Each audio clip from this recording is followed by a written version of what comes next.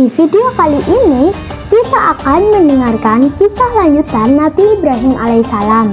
Bagaimana ya ia mengajak penduduknya untuk menyembah Allah, apa saja kesulitan yang beliau alami, dan bagaimana pula kecerdasan beliau dalam menghadapi Raja Namrud.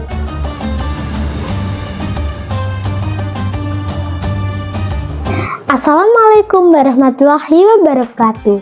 Hai adik-adik dan teman-teman semuanya, semoga sehat selalu ya.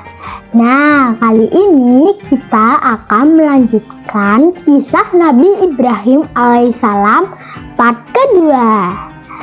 Pastikan teman-teman nonton videonya sampai selesai ya, biar teman-teman tahu kelanjutannya. Yuk kita segera ke kisahnya.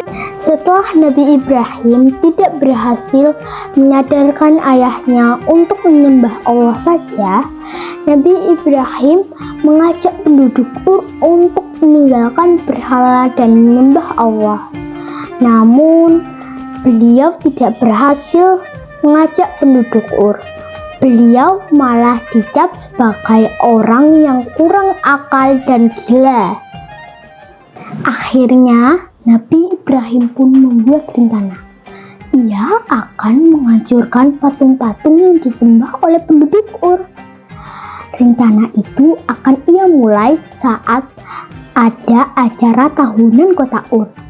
Pada waktu itu, para penduduk Ur akan pergi serta dengan keluarganya. Kota akan menjadi sepi, dan di saat itulah Nabi Ibrahim beraksi.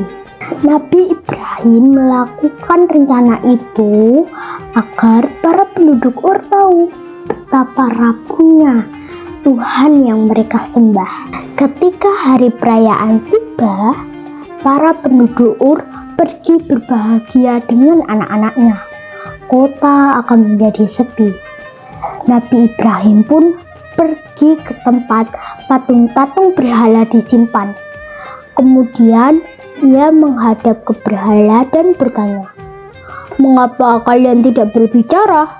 Mengapa kalian tidak mendengar? Bukankah ada makanan di depan kalian? Mengapa kalian tidak makan?" Patung itu pun tetap diam. Nabi Ibrahim pun menghancurkan patung-patung itu. Namun, Nabi Ibrahim menyisakan satu patung yang paling besar. Para penduduk Ur pulang dari perayaan. Mereka kaget melihat puing-puing batu dan kayu berserakan di tempat mereka menyimpan patung-patung berhala. "Pasti ini Ibrahim yang melakukannya," kata seseorang. Nabi Ibrahim yang berada di tempat itu segera membantah, "Bukan aku yang melakukannya, tapi patung yang besar itu. Dia menghancurkan patung-patung lain dengan kapaknya." "Mana mungkin patung itu yang melakukannya? Patung itu tidak bisa bergerak dan memakai kapak," kata seseorang penduduk Ur. "Jika patung besar itu tidak bisa bergerak, mengapa kalian menyembahnya? Mengapa kalian menyembah sesuatu yang rapuh?" Setelah Nabi Ibrahim berkata seperti itu, para penduduk Ur pun terdiam. Dalam hati sebenarnya mereka setuju dengan kata-kata Nabi Ibrahim, namun mereka sudah terlanjur marah serta malu untuk mengakui kebenaran kata-kata Nabi Ibrahim. Akhirnya, "Kita bakar saja penghancur Tuhan kita ini di atas api yang membara," kata penduduk Ur. "Iya, ayo kita bakar saja." Para penyembah berhala pun segera mengumpulkan kayu bakar untuk membakar Nabi Ibrahim. Sebagian besar kayu mereka dapatkan dari puing-puing patung-patung berhala yang dihancurkan oleh kapak Nabi Ibrahim. Kurang lebih 3 hari mereka mengumpulkan kayu bakar hingga menumpuk. Nabi Ibrahim pun diikat di sebuah batang kayu yang terletak di puncak tumpukan kayu bakar. Kemudian para penyembah berhala segera melemparkan bola api dengan ketapel raksasa. Meski jaraknya yang jauh, api sudah terasa di kulit. Namun Nabi Ibrahim tetap tenang. Ia yakin Allah akan menolongnya. Cukuplah Allah penolong dan pelindung kami, kata Nabi Ibrahim. Keyakinan Nabi Ibrahim pun disambut oleh kasih sayang Allah. Allah pun memerintahkan kepada api, jadilah engkau api yang dingin dan menyelamatkan Ibrahim. Allah selalu bersama orang-orang yang taat dan berbuat baik. Nabi Ibrahim aman berada di lindungan Allah. Ketika api mulai padam, para penyembah berhala heran. Nabi Ibrahim tidak terkena luka bakar sedikit pun. Nabi Ibrahim selamat dari kobaran api para penyembah berhala. Sebagian penduduk Ur pun mulai percaya bahwa Allah satu-satunya Tuhan yang wajib disembah. Nabi Ibrahim menjadi semakin semangat berdakwah untuk mengajak orang-orang menyembah Allah saja.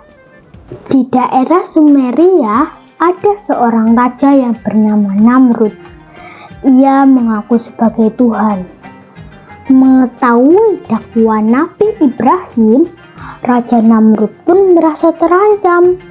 Ia takut Nabi Ibrahim memiliki banyak pengikut. Setelah itu, ia pun akan tergantikan menjadi raja. Namrud adalah raja yang cerdas. Ia sudah berhasil membangun berbagai kota. Ia pikir akan menang jika berdebat oleh Nabi Ibrahim. Nabi Ibrahim pun diundang ke istana. "Siapakah Tuhanmu, Ibrahim?"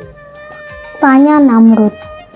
"Tuhanku adalah yang mematikan dan menghidupkan," jawab Nabi Ibrahim. "Kalau begitu, aku ini Tuhanmu, Ibrahim. Aku bisa mematikan dan menghidupkan." Namrud pun mengeluarkan 2 orang dari penjara istana. Di hadapan Nabi Ibrahim, ia membunuh 1 orang dan membiarkan 1 orangnya lagi hidup. Dengan cerdas, Nabi Ibrahim menjawab, "Allah Tuhanku bisa menerbitkan matahari dari timur ke barat. Jika engkau adalah Tuhan, terbitkanlah matahari dari barat ke timur." Namrud akhirnya kehabisan akal dan kata-kata. Tentu saja ia tidak bisa menerbitkan matahari dari barat ke timur. Setelah kalah dalam berdebat dan adu kecerdasan, Namrud pun berusaha menggunakan kekerasan. Ia memerintahkan semua pasukannya untuk menyerang Nabi Ibrahim. Semua pasukan itu tidak berdaya karena Allah menjaga Nabi Ibrahim. Atas kuasa Allah, pasukan Namrud kalah oleh serbuan nyamuk kecil. Tidaklah patut raja bersombong diri. Meski ia kuat, ia kalah oleh nyamuk yang kecil. Nah, sekian kisah Nabi Ibrahim alaihissalam part 2. Oh ya, sampai lupa ada part 3-nya juga loh teman-teman. Di part 3 nanti kita akan mengisahkan tentang keluarga Nabi Ibrahim alaihissalam. Hikmah atau pelajaran dari kisah Nabi Ibrahim part kedua adalah: yang pertama, kita tetap harus mengingatkan jika ada kekeliruan di sekitar kita. Yang kedua, cara mengingatkannya dengan cara yang baik dan membuka kesadaran. Yang ketiga, tetap teguh di jalan yang benar. Yang keempat, kita tidak boleh sombong meski punya kekuatan besar. Terima kasih teman-teman. Jangan lupa ya nonton part yang ketiga. Oh ya, jangan lupa subscribe, like, dan komen. Jangan lupa juga share ke teman-teman yang lain ya. Terima kasih. Wassalamualaikum warahmatullahi wabarakatuh. Bye bye teman-teman.